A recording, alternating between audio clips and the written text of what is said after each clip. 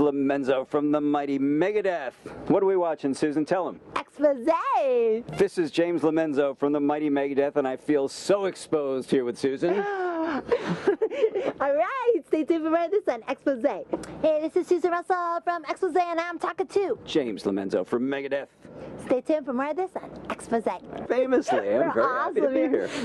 You know, I took a look. I said, all right, we're going to back lounge with Susan. Where is this going? But no, look at you. That's right, man. I've been around when you were in a band called Hooker, and I've got these like totally awesome boots on me. So I really like that name. That's really, really cool. So tell me about, like, what were your days in Hooker like? I think this is fantastic that you brought this up. Here's the boots, baby. I'm going to tell you about these boots. Take a look at this. My wife was cleaning out my office room just yesterday. I spoke with her on the phone, and we didn't get together and talk about this. I'm amazed that she found this. And I do my research. You got to watch out, man. What you doing with my wife in my office? Hey, I had silver boots just like that, but my boots had platforms like that.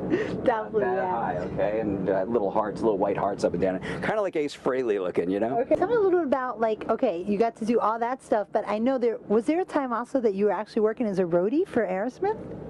Oh, you're so good. Where do you get this? That's how come she earns her silver boots. That's exactly true. That was one of those almost. You gotta watch out, Susan from Expose. She exposes them all, baby. Watch out, baby. He was a roadie for Aerosmith. I know you played French horn in classical too. Yes.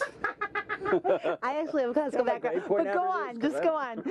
He got a scholarship for his French horn, but go on, go on. So, I'm freaking him out. It's okay. This is great. Okay, holy memory lane.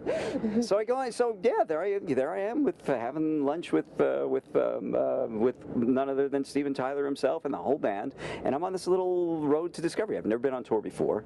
You can imagine my little 19-year-old head was exploding at this point, and I mean, it was like the movie Almost Famous, because there's all these crazy things that I really can't go into right now. So did they break your virginity?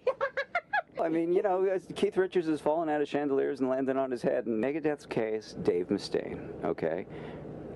Brutally honest, brutally focused.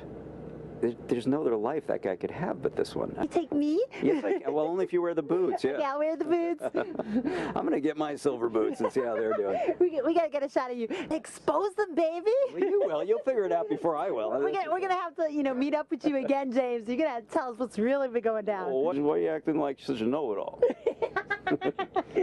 I'm just playing with the Bronx over here. She knows it all. That's the thing, you know. We have this kind of insecurity when we're from the Bronx. You know, we think Manhattan, you know, that's where it's at, the big city, and then we go down to the city. We think Manhattan. You come down to fucking Brooklyn. That's right, that's where it's at. We're on the same level, though. Come on, honey. Bronx and Brooklyn. Yeah, Bronx people, sucks. it's a little different. So we have to think about things like that. My most exciting thing I ever did was do this really crummy TV show with all these cars and stuff like that. And I used to go by on buses. Here I am with all this platinum records and all that, and I saw the bus go by. I made it. That is so crazy, because I was actually on a show before I was doing this where I would interview motorcycle and car racers. So I'm like, are you talking about the show I was on? It was like freaking me out here. You look vibrant. I'm so excited. All right, so let's get all riled up here. Right. Is she blowing out the UV? Is that what's... Okay. Hey, this is Susan Russell from Expose, and I am so excited to be here. I am talking to James Lomenzo from Megadeth. Yeah, these guys are a group with the big four: Megadeth, Metallica, Slayer, Anthrax, and these guys are also boasting 5 consecutive platinum albums. So tell me a little about your history with Megadeth. I know you're kind of new to the band. I'm a year and change into the band right now, Susan, and I'm having a great time.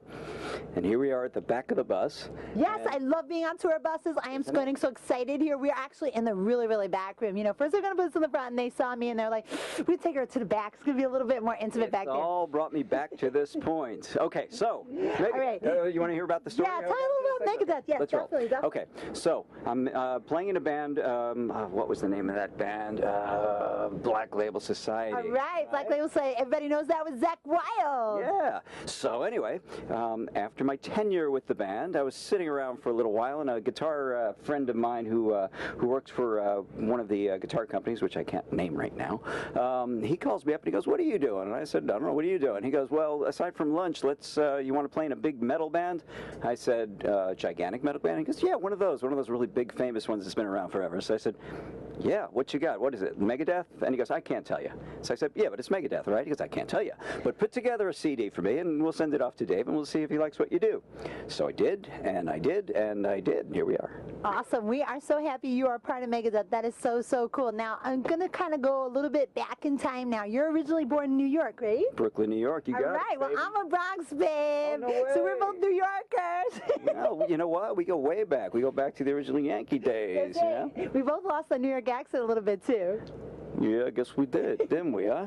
Now, tell me, did you have any, like, childhood experiences or anything that happened in your life that you think also contributed to making you a rock star? Because, you know, I'm originally from New York. I live in Chicago, but I really kind of consider myself a New Yorker at heart, and I know just growing up in that type of a place can kind of have an effect on you, positive or negative. That is a pretty deep question because, yeah, there was something about living in Brooklyn. It's always been a joke. Anybody who's seen Saturday Night Live's send-up of Saturday Night Fever, where everybody's just kind of gloriously exalting the fact that they're so happy going nowhere, absolutely nowhere in their lives.